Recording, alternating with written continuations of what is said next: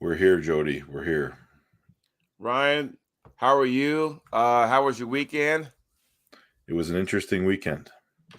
All Lots right. going on. Yes. Everybody, I hope everybody out there enjoyed their Easter Sunday with their families. But before we get into this, before we kick this show off, please do not forget to like and subscribe to this channel because you might miss something. Never know. You might miss something. Including the soapbox segment of the week. Yeah. Jay Clean, Marco GT5, y'all ready? And everybody else, the soapbox segment. And Ryan, this includes you too, by the way. So here's the deal. Lately, my man Neil Pickup's been getting grilled about having fixed matches and staged or fake or whatever adjective you want to use for arm wrestling matches. There was a situation where, when is it, 2009? He had pulled Michael Todd at the beach. And for some reason, now I don't know if it was per deep, but he actually reported it. Whether he actually said it or not, there are some people out there who claim that Neil staged matches now on ARMWARS, and then they kind of went into that spiel. For the record, and Ryan, you know this too because you were involved in a couple of ARMWARS. I, for one, will tell you right now that there is nothing fake or staged or scripted about any kind of arm wrestling match when you compete on that stage. Okay, I know that. I just came from it. Ryan, you went there. You know what it's all about. Even the early ARMWARS years. Sin City, by the way, you were there. There is nothing scripted. It's not like we arrived there on scene and they hand you a script and they say, memorize this because we're going to go live. That is not how this works out. Before I continue, give me your thoughts about your experience with ARMWARS, not including the plane ride there. The numerous times I've been involved, there has been nothing offside. I can't say much more than that. I mean, how do I prove somebody innocent or, when they haven't even been found guilty yet? Right. So there's been nothing that would indicate to me that any of that stuff was fake or put on or acting. Never crossed my mind. It's weird that they took a deep dive into they went all the way back to 2009. Jay Clean has got the conspiracy theory going here. But here's the thing. The funny thing about, like, Neil's taking it as a joke. He just turned around and going, "Hey, the fix, right? We fix things up, you know." So I'm glad Neil has a sense of humor. But it's mind-boggling that you get these trolls who sit there and do that kind of crap. I mean, who's that little fat fuck across the pond? Grant Diet or whatever the hell. Do you know what I'm talking about? Yes, Grant Diet Coke, whatever the fuck his name is. So that was a guy who claimed because I have pointy elbows, I was on steroids. Now, I assure you, I am not on steroids. However, these pointy elbows would fucking drop an elbow on your dome and crack you right in your head. That will happen, you know. But it's just, you want this sport to go forward, right? However, you get these trolls, and honestly, the more I think about it, there are some trolls that are funny, but there are some trolls that kind of actually start to ruin the sport. You know, when you create all these, lies or whatnot, it's like, dude, come on. You know, like, give me a break. Are you kidding me? Like, come on. When I went to England, right, and I competed at ARMWARS, Neil threw everything at me. And I'm like, all right, bring it. Let's go. And I left everything on that table. I left everything on that table. I was like this on a freaking, 11-hour plane ride home, and I was just to get to England to LA. Then I had to fly another, to get to Oregon. So there's nothing fake about that. And I wish people would stop all that, seriously, it gets ridiculous, So, well, that's the way the sport's going. And I was going to comment on this later, but even in that live stream or of the East versus West qualifier, the promoter on the microphone said, "If I catch you live streaming this, you're dead." I did hear that. to everyone in attendance. I found that a little bit weird and interesting, but that's one way to deal with it. Threaten the people that are doing it. I mean, Yeah. there's a fine line between entertainment, right? So, like, here's the thing. I don't mind a little trash talk back and forth to pump up the match, but people need to realize that if somebody hates another person, it's going to come to blows. Then don't even put the match on, because then it gets away from the match. So we'll go like this. We'll go Arm Guys, right? The first one. And what was the main event? It was Paul Maiden, Evan McGowan, and they were trash talking each other back and forth, trying to hype the match. I'm okay with that. I really am. And the press conference, Evan smacked the beer can over his dome, and then that really got more people to order the match, which is cool. Well, guess what? They don't hate each other because they're on each other's podcast shows. So they're friends, but they're not bitter enemies, because if that was the case, it'd be a lot more than just a smack over the head with a beer can. So, yeah. Let's talk about that Kurdecha match a little bit. Even with my injury, Neil was the one that came over and said, "You got to stop." He could have said, "You guys just make it look good and go to 6." But he didn't. He said, "You got to stop." Because I could have gripped his hand, and Kurdecha could have controlled the tempo of the match and just made it look good through 6. But Neil said, "That's it. You got to pull out." At the expense of what, though? I mean, because we didn't Neil know how doesn't bad want it was anybody at the time. hurt. Neil doesn't want anybody hurt. I mean, he asked me, "Jody, are you okay? Are you ready to go?" I'm like, "I'm ready to go." I mean, are you sore because of injury, or are you sore because you just been pulling a lot? I'm like, "I've been pulling a lot. Let's go." I'm not sore because of injury. He asked everybody in the house that. He asked myself, Froder Hoagland, anybody. He was asking everybody, "Are you okay?" Because he cares about the pullers. If he didn't care, he wouldn't have you there. And if he didn't care, he wouldn't sit there and put you through the meat grinder to where an injury may happen, Neil does care about the athletes he brings to his shows. So I think people need to understand that. There's so much that people don't know. They just assume because all they see is the surface of it, And that really gets me, Here's Ryan Espey. Wow, I felt something. I don't think I should do this stuff. And was it my recollection you only pulled 2 matches that arm, right? Yeah, and it should have been 1. It should have been 1. So. Yeah. But I mean, that's the way it goes. Yeah. Jay, we know. I just reminded. It just gave me an example to further bolster this thing. I think it's the fact that everyone's talking about it. Man, it must have been a slow news week in arm wrestling. Well, but I find myself being, watching the stuff that's happening. I hate it. I will never, ever, ever.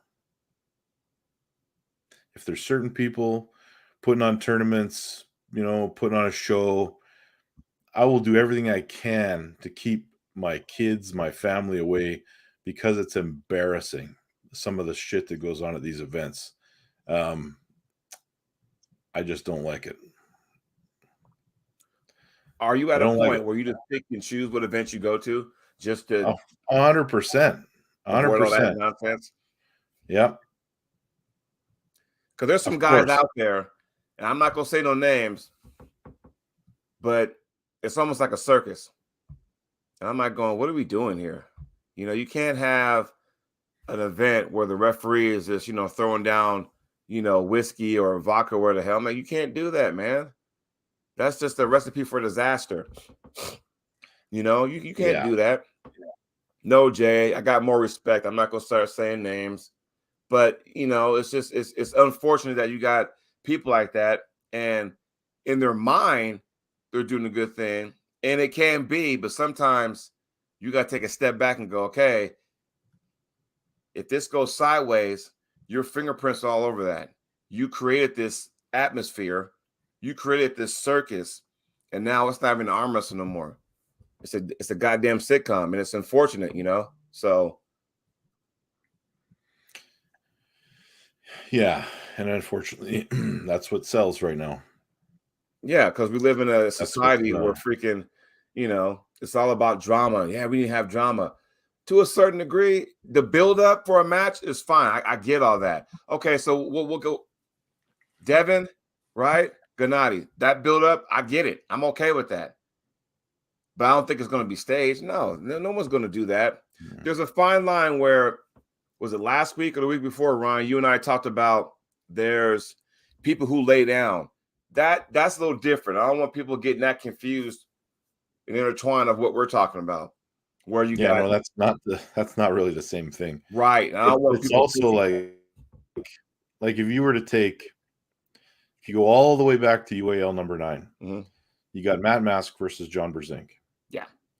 John had a very clear strategy on what side of the table he was going to take, what matches he was going to try the hardest to win.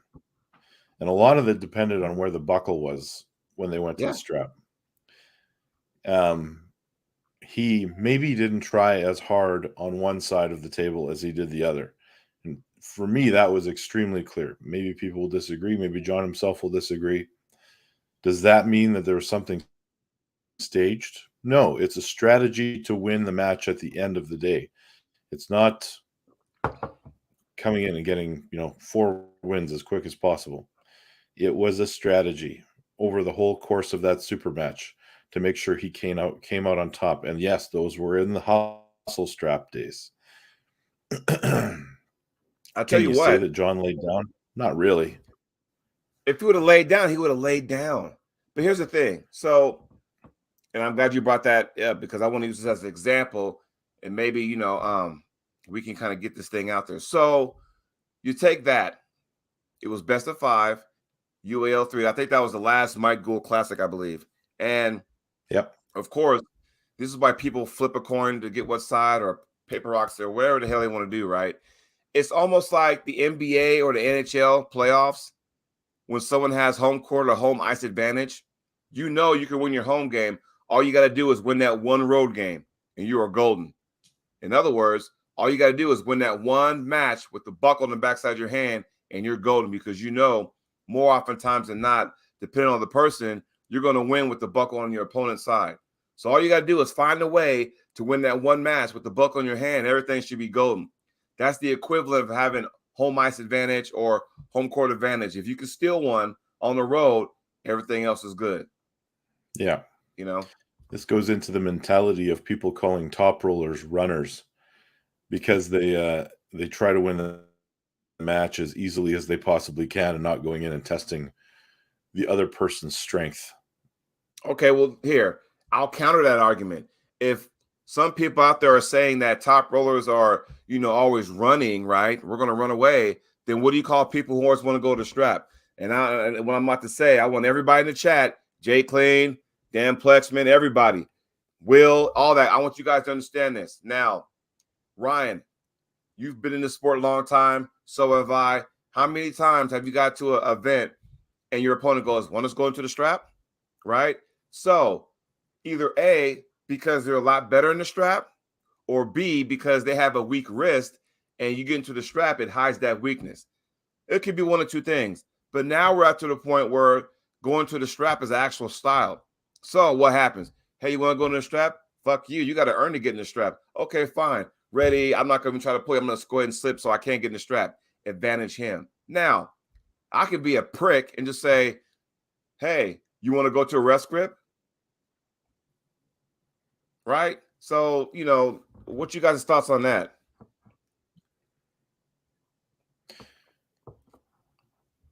Well, if you're going to mess around so much, you might as well. That's my thoughts on it. But, there's been lots of matches over the years where the outcome would have changed depending on the way the referee was calling the match and the subtle things that were going on, like the intentional slip. You can tell when somebody sometimes is doing an intentional slip. In certain rule sets, that is a foul and a restart without the strap being applied. Now, I can think of matches I have personally been in where they got away with it a few times, and I keep telling the referee over and over, they are intentionally bailing out, not even trying to hold on to get to the strap, and they start getting fouls for this, and it changed the course of the match. Mm-hmm. No, I totally get that. And, you I'm know, reading some of the comments here. Oh, Yeah. yeah. Because I mean, we could play this game all we want to. This guy wants to be in the strap all the time. Screw you. I'm gonna go ahead and go rest grip. You know, whatever. You know, it's just like it's getting to the point now. It's just like whatever happens to this, I'm gonna put my elbow down, we grip up, and then whatever happens after the word go. You know? Yeah. So N. Will and Dan Woodley, I'll give you an example. The old WAL rules dictated, the Devon rules dictated that all slips go to the straps. There's no such thing as intentional. If your hands come apart, you go to the strap. Doesn't matter who initiated it. Doesn't matter if it was losing position. They all go to the straps, except for one time. One time. Oh, yeah? I got called out for a slip out in a losing position with Dave Chafee, and they gave him the match because the referee seemed to forget where he was. You got to call that across the line. You know, like I know. different, but this is where different promotions you got to read the rules, right? Yeah. In ARMWARS, you got to pin your opponent. You got to pin your opponent. So if I'm pulling Ryan Espey, right, he gets me to the pad and I slip in the losing position, normally that would be a loss in losing position. But because it's a different organization, different rules, that's a slip, that's a strap match.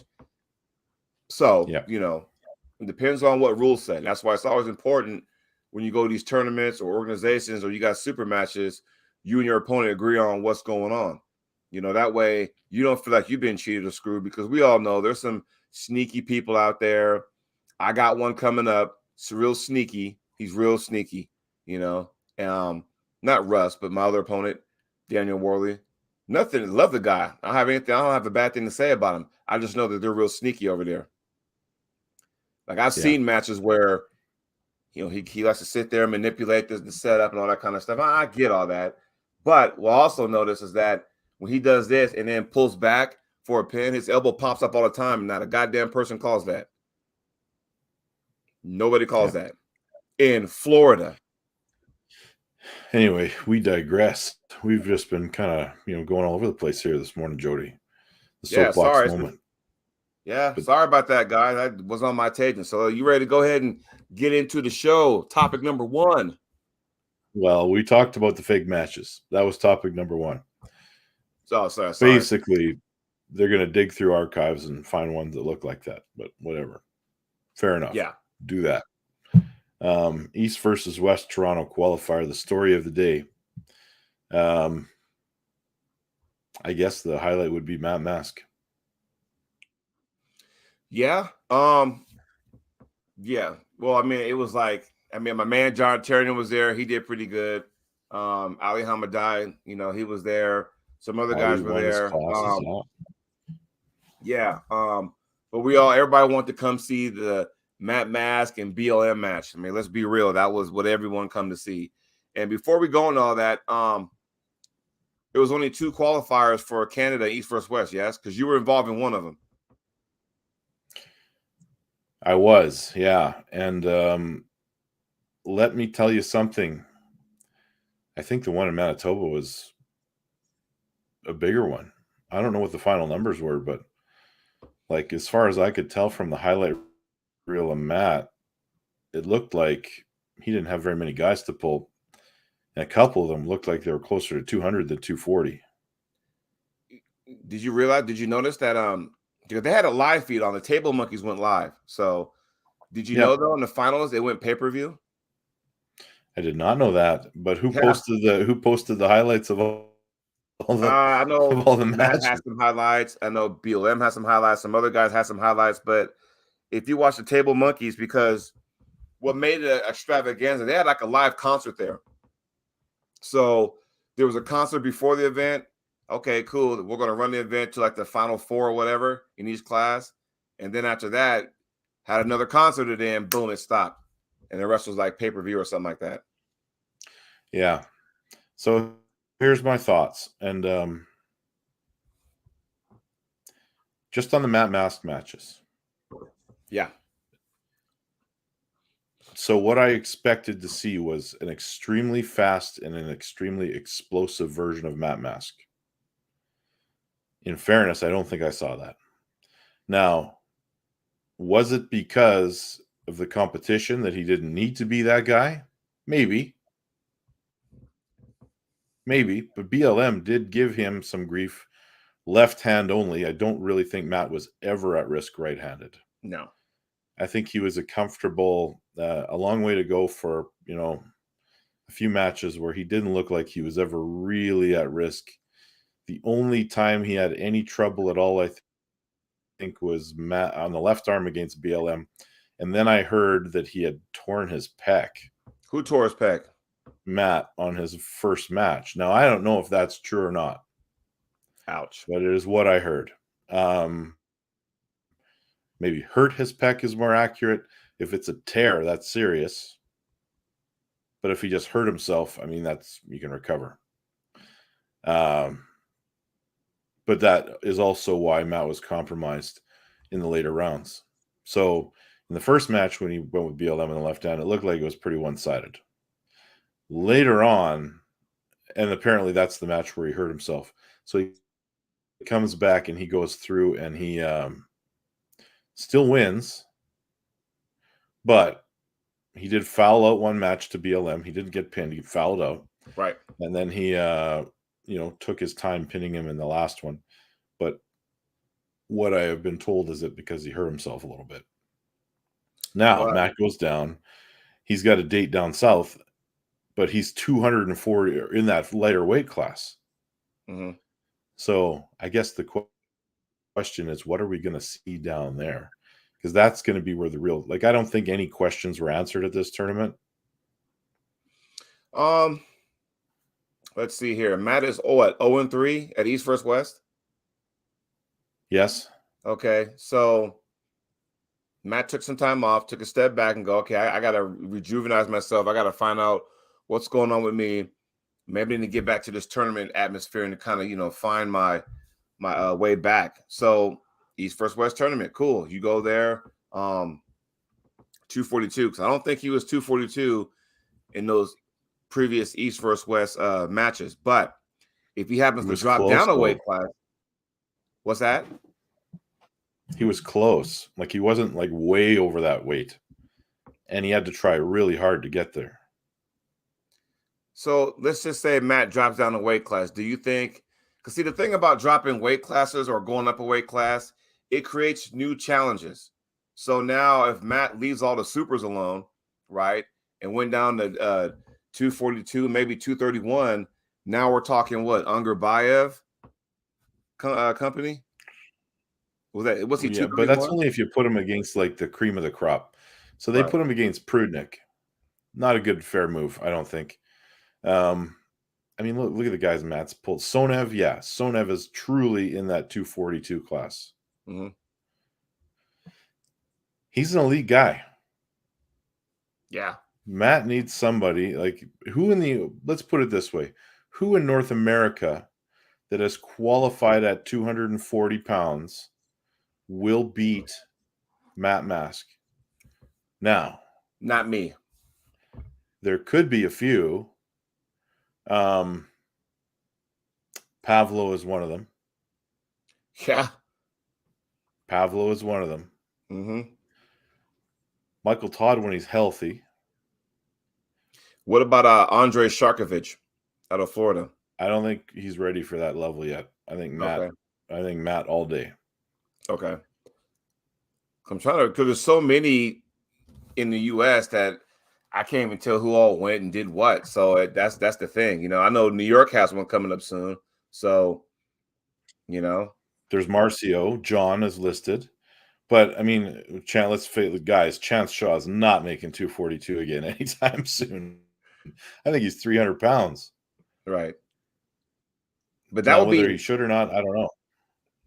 But that'll be interesting match. You said Pavlo, because we've seen Matt and Marcio go out at WOL. We've seen that before on a few occasions. Yeah, Pavlo, that'd be interesting, because then it's like, okay, Matt, so that because we know Pavlo's legit, at 242. Like that guy went to was he around 260 or something like that when he went and faced Sabin up at King of the Table? And then like 2 weeks later, the following week, he dropped back down to 242 to win the Arnold at that weight.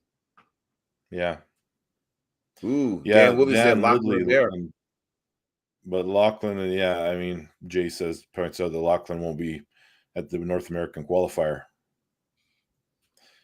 But yeah, I mean, that's a good match. I mean, that's who Matt should pull at when he goes back to East versus West.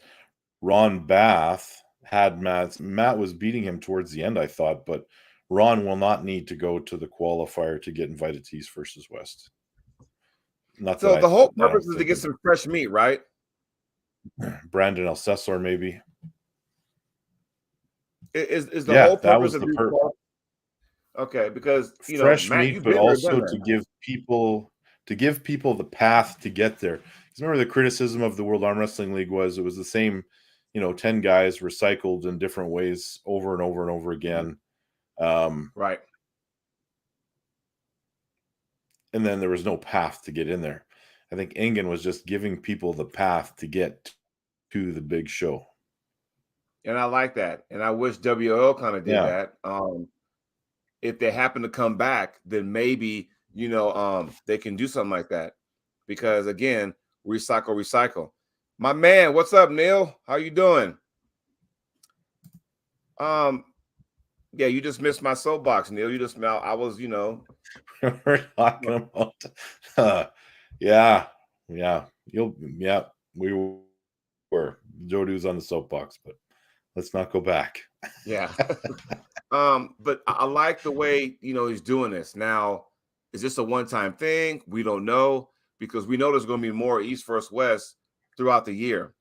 But does that mean there's going to be more East-West qualifiers? If I'm not mistaken, I think once you go to the finals on June 3rd in Virginia, if you win your weight class, you'll be at a future, not so much the next one, but you will be at a future East versus West. I think that is the blueprint for that, if I'm not mistaken. Yeah, not necessarily like the very next one. It'll be sometime probably throughout the next year. And then I think Engen's doing 3 or 4 shows a year is what it kind of seems like. I want to say it's more, but yeah, because it seems like East versus West and like King of Table, they always take turns, Yeah. So yeah. So I mean, you're gonna show up at one of these next ones. I thought it would have been more interesting if Matt would have just pulled supers at these qualifiers.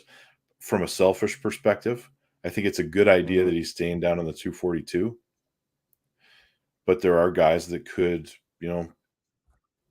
ruin his day. Matt is a huge 242 guy. Yeah, the frame and everything. He's like the guy they need a 260 class for.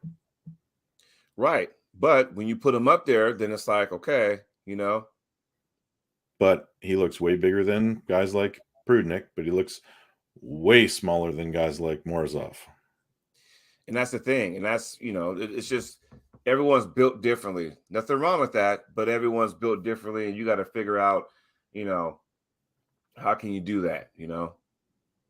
I mean, if you keep them up there I don't even know what is considered supers now with East Verb. I don't even know what the weight is for that. Is that? Well, I don't know. I know what it is at WAF. I know what it is at IFA. I know what it is. Yeah. Traditionally, it's 110 kilos. Right. Because if you go by the champions at East versus West, Jerry's right. I mean, if we're talking right hand, Jerry's a champion. I think the next one down might be Devin at 253, then Ungerbayev, then Paul Lynn. Then I can't remember. I think I don't know what the weight classes are though, Yeah. Yeah, I heard it was heavier now, like 260 or something like that, but Right. we shall see. I don't know. I don't know who he's going to run into down there. Should be an easy day, but also I hope he doesn't go in there thinking that. And Jay Clean, or no, who was it? GB. Yeah, there is some criticism there that, arm wrestlers today need to do a little bit more than just practice once a week until they can't move. Um, They got to do some gym work. Like there's some refinement that needs to go on. you got to, unless you have the what's the word I'm using for? The luxury of being able to be on a practice table twice a week, maybe 3, then at some point, I'll tell you what I've learned, if nothing else, going over to ARMWARS, is that I need to up my game in the gym. Because I'm talking to guys who got like 15, 30 dudes in their camp, and I'm struggling just to get 8 on a good day, and these guys are Yep. training twice a week, and I do once a week, and it's either the core 4 or it's I may get 8 depending on if they're all the planets align like that. So I got to up my game in the weight room. So if that taught me nothing else, it taught me that. So yes, there is some truth to that, what you're saying, Ryan. But Yep. everyone's different. Jay Clean says, unless John Brzenk, I recommend you actually use weights to supplement your table time. Well, I mean, look at John Brzenk. He can get away with not doing weights. Devin, another one, can probably get away without doing with the weights. Everybody else, we're all built this way. We're all built differently, training wise. So There are some things that Devins does in the gym, though, whether you call it in the gym or his living room or wherever he's got that pulley table. There are some things that he does, and it's like some of the little things that cannot be simulated or strengthened in practice with the guys that he has. Yeah. That will be attacked when he goes into a match with somebody that's like top 5 world elite. Mm-hmm. So the exception to that's John Brzenk, I would say. Yeah. Yeah. Those are the However, very gifted ones. he still does some form of resistance training. And you can use your table time as resistance training. Yeah. Now, I'm not saying they don't lift weights at all. I'm just saying they're not like Gennady and rah rah rah. They're not Saplinkov, curling the whole world and stuff like that. And all. They're not doing that, but they're doing something. But it's not that where you see workouts of Morozov. You see workouts of all these other guys. Lifting. They're making some weight move. You don't see John or Devin if they posted. You don't see them doing circuit training. That kind of stuff. That's what I meant by that. Yeah. Well, I mean, I would like to see a list somewhere. And Billy Berg, maybe you can answer this because you're involved with this. Is there a list of the qualifiers, the people who have qualified in each class? And was the Toronto one the last one, or is there still another one? Yes, Jay Clean. I saw the picture of Toronto? Morozov, and holy shit. Yeah.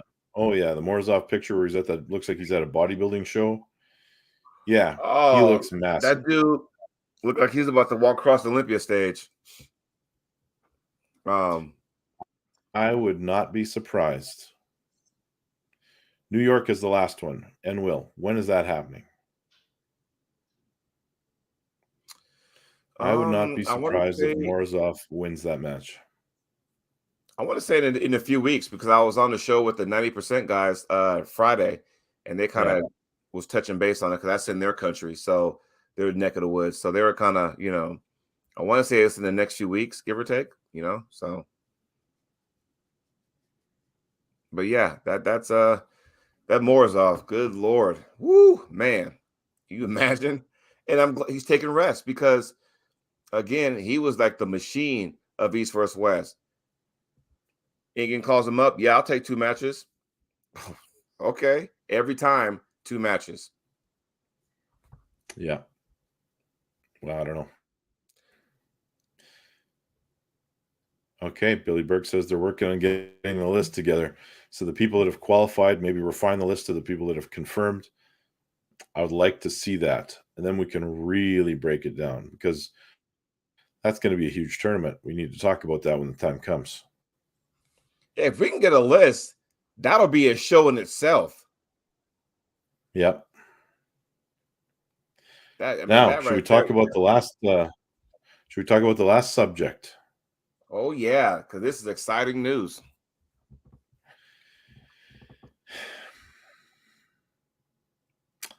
This feels like Roy Jones Jr. versus Mike Tyson to me. Oh, you mean I put money and I got ripped off? Yeah, that was. Yeah. So you got John Brzenk, who was an well, okay, let's back it up. John comes back for pulling John. Mm-hmm. Pulls a very, very small version of John. Gives Voevoda all he can handle when Voevoda is arguably at his absolute strongest. Yeah. Okay, a younger version of John, a smaller version of John. Okay, John is now older, but he is much bigger, arguably more prepared. Then we see Voevoda. Is it exciting that he's coming back? Yes. Did we get excited when he came back before? Yes. Were we let down? Personally, I was a little bit. He pulled Tim Bresnan, and Tim kind of beat up on him. You know the story behind that, right? Now, do you know the I would story like to behind know. that? No, I do not know the story behind that. So apparently, when Voevoda made his comeback, that was back at the Arm Fighter Vendetta against Bresnan. They were supposed to have this documentary of this big comeback of Voevoda. He was supposed to spank Tim, but it went the other way. And when it went the other way, they just said, "Scrap it. We're not doing a documentary." Well, I knew that story. I knew the story. I didn't know about the documentary. I knew that, there was big things going on. Yeah, it was going to be a documentary, the big comeback. And, and this is when Tim was, fairly active, right? And this is back when Igor was up and running his events, and he pulled Tim, and Tim pretty much kind of stopped him in his tracks. And it was not the Voevoda we all thought, it was the short-haired version, it wasn't the long one. And by that point, he was done with the Olympic bobsled team. But yeah, it was supposed to be a documentary. No choice. I think he has a lifetime ban. Yeah. So they had the documentary. I guess the film, the guys were there when he lost. It was like, so bummed out. But yeah, because that would have been some. If he would have stayed in, that would have created some more matches. Because I think then, if I'm not mistaken, was that 2013 that happened? It's been a minute. Because here's the thing. We could talk about Levon all day long. Who's going to be able to beat him? 3 guys stick out to me. That 2017. Thank you, Jay Clean. There's 3 guys that would have stuck out. Would have been interesting to see. It would have been interesting to see Andre Pushkar in his prime go against Levon. It would have been interesting to see if Dennis can get back to where he was before to pull Levon. And now it would be interesting to see if Alexei never took so much time off, still kept going to see what he can do against Levon. You know what I mean? Well, I have 3 other guys that I probably would have picked instead. Okay. In their prime. Yeah. Rich Lupkes. Yeah. Scott Norton. Oh, yeah. Scotty. And Cleve Dean? Well, no, I was going to go with, yeah, Cleve would be one of them. However, the Georgian giant or that other giant Russian guy. He The was a dude with the fighter for a glasses? while. I can't. No. The guy that was Yeah, like Gary Goodrich would have been a fun one too. the guy that was like super tall. Talking about Yeah. that. Yeah. God, what was his name? Don't make me look up on the phone. Dang it. Go ahead, keep talking. I'm looking him up because now we're on it now. We might as well finish it. Yeah. Not Sour, Jay. Think way back. Oh, not him? Oh, okay. Did he ever pull out the main event on the Harley? If I'm thinking about the same guy.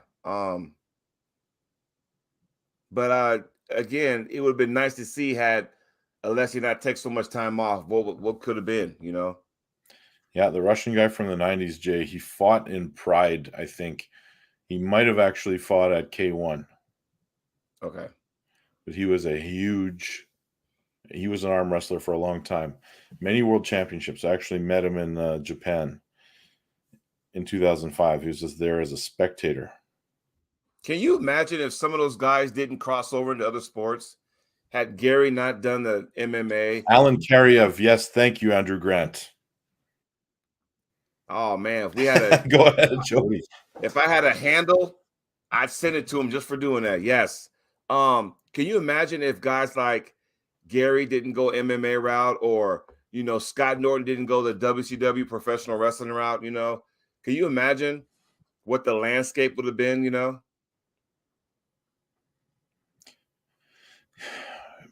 Yeah, who knows? I mean, Gary would still be doing it. Yeah. I mean, seriously, I mean, it goes to show you, like, man, I know it's all water cooler talk, but still, it would have been interesting to see those guys, like, okay, because I wasn't around when Scott Norton was active. Like, I wasn't around the sport. I was fucking a youngster. So, when he came around over the top, he did what he had to 10 do years to old, stay Jody. out. What's that? We were 10. Yeah, when he was exactly. winning over the top. So it's almost like Scott did what he had to do. I beat Cleve Dean. I beat John Brzezinski. I got nothing to prove. I'm out. So he could have went that way and just walk off into the sunset. There's that, right? But again, it's just like, I know we kind of got off topic because we're supposed to be talking about Voevoda and Brzezinski, and I kind of morphed into that. So I apologize for that, y'all. But we kind of are still talking about it. I mean, it's history. But the thing is, though, is that I guess the question is the initial reaction is like, oh, sweet. But what are you really expecting now that you saw, John versus Dennis? Because when that first came out and it was, solidified that, hey, they're going to pull each other, oh, sweet. But I think some people get caught up in the fact that, okay, this ain't 2009 anymore, right? This ain't the, vendetta from Las Vegas where, John, even at 220 pounds, was smacking Dennis around, because even Dennis back then, who were stronger than shit, didn't know as much as he knows now about the sport as far as angles and how to do this and how to do that now. He didn't know that then. It was just, I'm stronger than you, I should beat you. And then when John kind of said, no, that's not how we do this, not in our sport, made him think, right? So what is everybody expecting? That's the question. Well, I can tell you what I'm expecting. Okay. I think John will be dominant. It'll be a better showing against Voevoda than he did against Dennis. Is that what you're saying? Yes. What would we be saying right now if it was Dennis pulling Voevoda? Shit.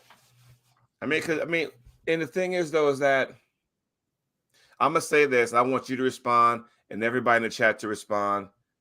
When Dennis had his comeback match, I think he pulled John. It wasn't. They're two different strengths, right? And I don't want people to still think that John's going to be the same John from 2010. It's not, right? But we all thought, okay, when Dennis has his comeback match, put him against somebody that's just as equally in strength as him. John's not that right now. So, that's why people would snicker about, maybe Dennis and Levon. Yeah, maybe 8-9 months down the road, maybe, not now. So I don't know where Alexei is right now, strength. Well, I have no idea, you know. Well, nobody does, but you're putting him against a guy maybe that, there's some history there. It's going to be, it's kind of good. Maybe if John wins, that it's not one of those situations where you just halt Voevoda's comeback. You might give him a second match, let him ease back into it. John is going to be tough. I think John's favorite in the match. I think if Alexei loses, he still has a path to keep going. I want him to, though. I don't want him to, like, if he happens to lose, then all of a sudden, all right, I'm taking time off again. I don't want that because I enjoyed watching him pull. And then, I don't want him thinking, well, I don't have it anymore. Screw this. No. That's why it's like going, okay, do you think when Dennis had his comeback, I'll pull John because, it's credible, right? If Dennis had not beaten John, what's the narrative on that one? Even worse. Right. but let me ask you the question. Has anyone asked Voevoda? I don't know if this has been covered, but Voevoda used to be a big, he'd eat a ton of protein, ton of meat, and then he went vegan. Yeah. Is he still a vegan? That's what I want to know, because that impacts my opinion. Yeah. Well, if you're vegan, I'm assuming you got more stamina than most. But yeah, that's a good question. I have to go do some searching on the YouTube and find out, like, what's he doing these days? Because then whatever he's lifting these days, how present is that? You know what I mean? Yeah. Because he's an awesome figure in our sport, and to have him pull one time and says, "Nah, fuck it, whatever." It's like, come on, we're all on the edge of our seats here. Jay Clean, if you're a marathon runner, being a vegan's probably okay. But if you're a strength athlete, I think that just relying on vegetables and beans and lentils to get your protein is not optimal. It's not impossible, but it is not optimal. It's not sustainable. Now, Dan Woodley, when you say a guy like Voevoda needs a guy like Matt Mask or Derek Smith, I think Derek Smith, possibly. Matt Mask, no. Because Matt, when you got a guy making a comeback and you put him against someone that is explosive, that is a recipe for disaster. Matt Mask and Derek Smith need each other. Well, I mean, GB. Carnivores say vegans are weak. No, that's not what I said. I said it's less than optimal. Right. There are more bioavailable protein sources for people that are omnivores. Well, I mean, Derek Smith versus Matt Mask. There you go. Biological value. Thank you, Warren Kernot. Sorry to cut you off, Jody. What were you going to say? No, I just said, Derek Smith and Matt Mask need each other. How often do we talk about guys doing this, right? And you got the total opposite where you want to see Derek do good. You want to see Matt do good. I mean, for some reason, it's just not happening for whatever reason, Hey, look who just popped in the old chat. Someone we haven't seen for a little while. Cody! Do you know how excited I am to see him back on the card? Because, and Cody, since you're on the show, could you do me a favor? You update your YouTube, my friend. I've been waiting for some more videos to come out. So, what we got? Just stopped driving, got back in here again. It will be interesting to see how Alexei would do and exactly how serious he is. The man's an athlete. Watched him do a flagpole in Poland weighing 120 plus kilos. Yeah. I saw a video of that, Neil. It's impressive. All right, here's the deal. Now you guys are comparing us to livestock and other wild animals. Come on, man. We got Derek Smith versus Matt Mask. The only problem is they're a weight class apart. Yeah. That's the only issue with that match. Otherwise, it would be the perfect match for each of them. Gets one of them back on the winning track. and one of them has to rebuild. They've been both of them have been rebuilding. I'm surprised Derek didn't do the qualifier.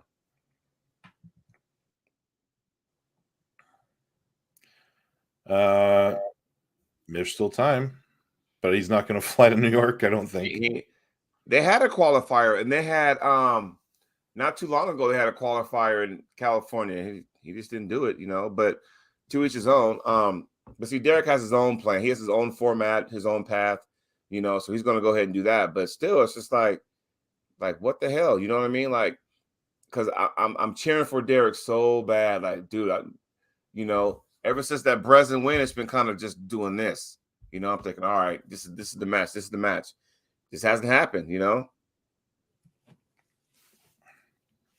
It's surprising that Derek didn't do that. Maybe he's just not ready for another match yet. But there's lots of opportunity out there. Maybe he's got something going that we don't know about yet, but Derek's usually pretty open about what's coming up. Right. I know. What would you say, Ryan, if I said in the chat, what if you said Derek Smith, BJ Fokakis at a Monster Factory event?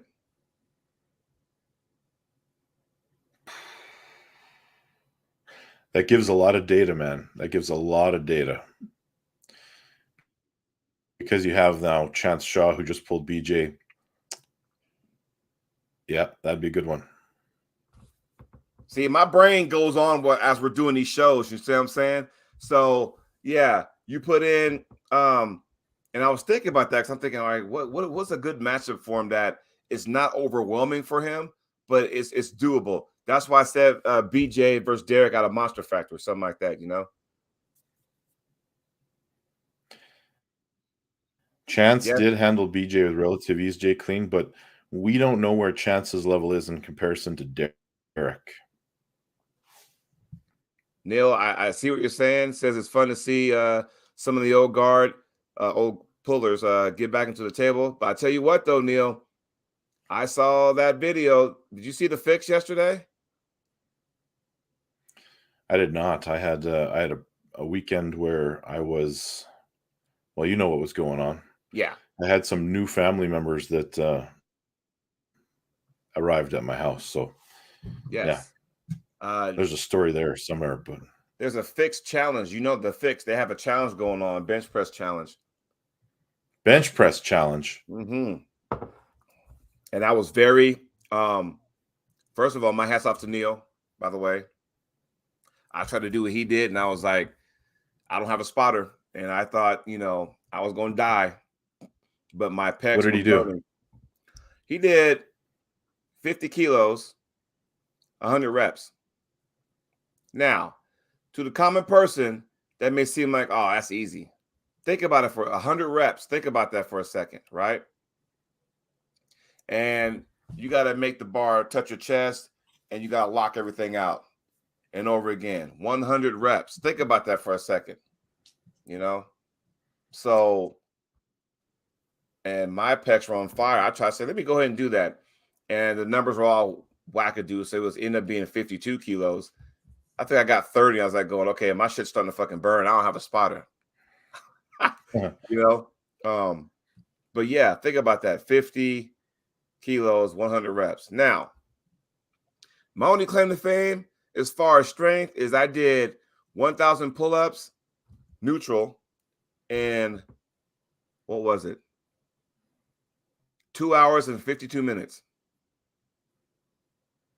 That is impressive. Like I trained for 5 months for that, to the point where I got it down. This was back in 2012 or something like that. I was about 210 pounds though too.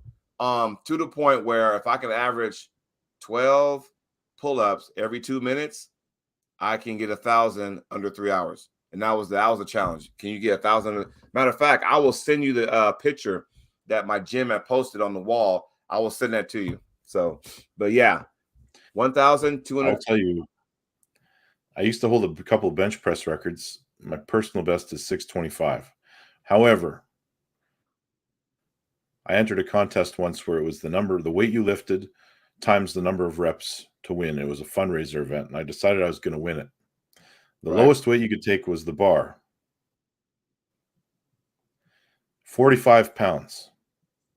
I laid down there without getting out of position or resting. You can only rest in the fully extended position. I did 550 repetitions with a 45-pound bar. And I have never been so sore in my life. You know, and the thing people don't realize, we're not maxing. We're actually doing repetition. So it's kind of like, yep. You know, anybody who wants to see that picture of me, you know, with all the information on there, you know, feel free to message me and I will send that to you. I wouldn't make that up. No, sir. I don't make that kind of stuff up. This is legit. So anybody on the channel wants to see that, it was me flexing like that. It was in my gym. And what's even more memorable is the gym no longer exists. The owners got a divorce and went their separate ways, so the gym went kaput. But, you know, I still hold that in high values. That's my best accomplishment from a, you know, athletic standpoint. So there you go. But, yeah. So when you do these kind of things, you know, it does something to your body, you know. 100 reps.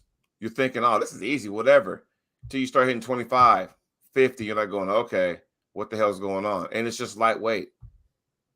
Your body goes through that initial shock, like, what the fuck are we doing? I'm used to handling a few, you know, real heavy weight, 3 to 5 reps. What the hell are we doing over here? You know, so it gives you that shock, you know. Now, is it going to make you increase your power? Maybe, maybe not. I don't know. Stamina, yes. Stamina, yes. Yeah. Well, buddy, I think it's that time again. Yeah. Jay Clean, what do you mean? Can I post that in your community page? You talking about Facebook? Because I can do that in Facebook. I can do it in Instagram, whatever. And I can just put it out there. Matter of fact, I'll do that. So if you want to see it, that's awesome too. I can do that. But yeah. Oh, no, on YouTube. Done. Got you. No big deal. I will do that. But yeah, so good show, everybody. You know, I'm glad everybody chimed in, you know. Awesome possum, you know. It's Monday, April 10th, National Sibling Day. Tell your brother or sister, give them a hug, tell them you love them. So that's what I have. Yeah, here's a quick story for you, Jody. Yes. I met my half-sister for the first time on Friday. Ooh. Yeah. How was that? It's interesting. And the thing is, when you have a half sibling that you don't grow up with, and you're full-grown adults, each of you got your own families, and it's just the dynamic is different, you know. Mm-hmm. Grew up in a separate household, yep. Separate rules, that kind of thing, you know. But yeah, I understand. Yeah, totally Neil sell him so short again. He's setting himself up for one of them fake matches. I tell you what, this is what I will say. If Neil didn't have a jacked up wrist, he's another guy, you know. And you hope these injuries wouldn't like damage. Injuries can mess a person up. Can you imagine if Neil not gotten injured to his wrist? What he'd still be doing right now? Would he be competing as much? Maybe, maybe not. But we all love when John came back out of retirement. Well, guess what? Neil's another guy I would love to see out of retirement. But we got to get those injuries fixed, you know. So I'm telling you, I've seen Neil in the after pool out ARMWARS in person with my own 2 eyes. Yep. And he can still go. But when you have a wrist that's not 100%, you can't do a whole lot, you know? So that's what it is. Oh, man. I'm sure Pradeep will come up with something good for you this week too, Neil. Hang in there, buddy. God, Pradeep. God, can somebody like, what has he done in the sport from a competitive Never mind. He's a journalist. Let's not. God, that dude. He gonna get me. He's making my blood pressure really rise sometimes. He does. All right, buddy. Let's call it. Yes, sir. Everybody, thanks for checking out the show. Once again, don't forget to like and subscribe. And we will check back with you guys, as always, next Monday morning. All right, everybody. Thanks for watching. And we'll find a topic. What's going on this weekend anyway? We'll figure it out. There'll be something. We'll find a topic. We will find a topic. All right, everybody. Enjoy your Monday. Later, everybody. Take care.